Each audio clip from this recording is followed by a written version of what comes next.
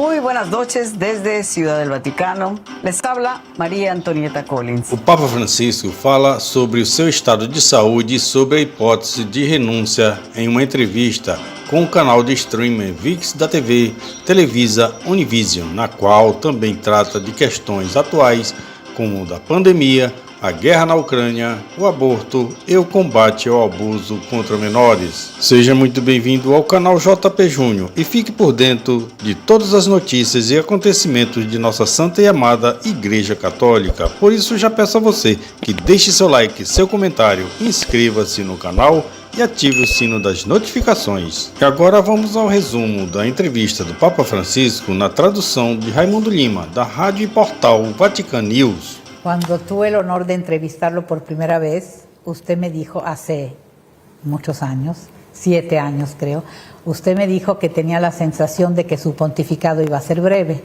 2 o 3 años cuando mucho. Não tenho nenhuma intenção de renunciar, não por enquanto. Foi o que afirmou o Papa Francisco em uma ampla entrevista concedida às jornalistas mexicanas Maria Antonieta Collins e Valentina Alzraqui para o canal streaming VIX da Televisa Univision.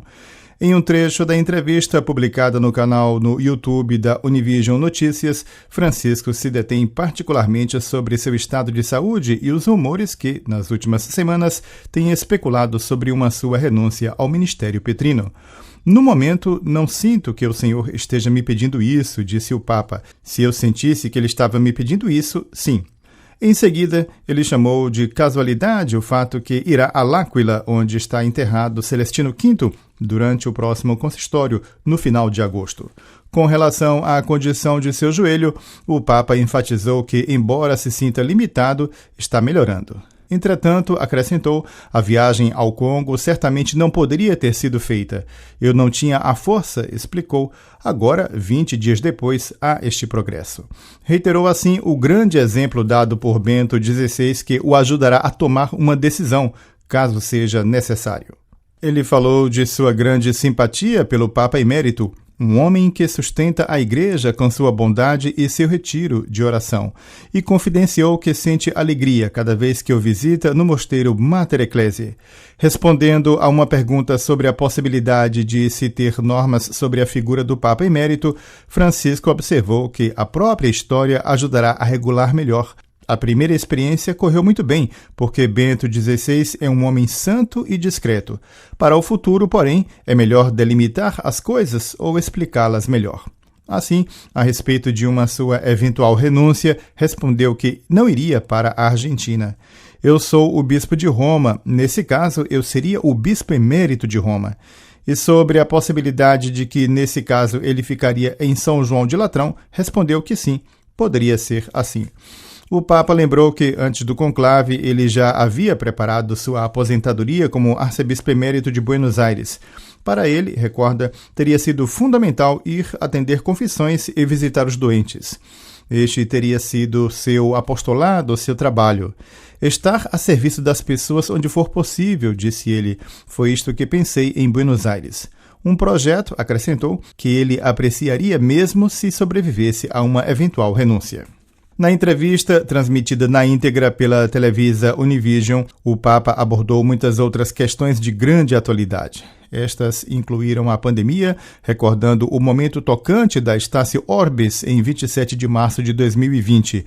Em seguida, ofereceu sua própria reflexão sobre a guerra na Ucrânia, enfatizando que para ele é fundamental falar do país que está sendo atacado e não dos agressores.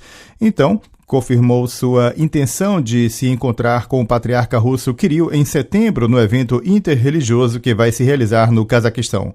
Citando o drama de países devastados pela violência, como o Iêmen e a Síria, reiterou que o que estamos vivendo é uma terceira guerra mundial em pedaços e que as armas nucleares são imorais, incluindo sua posse e não apenas seu uso.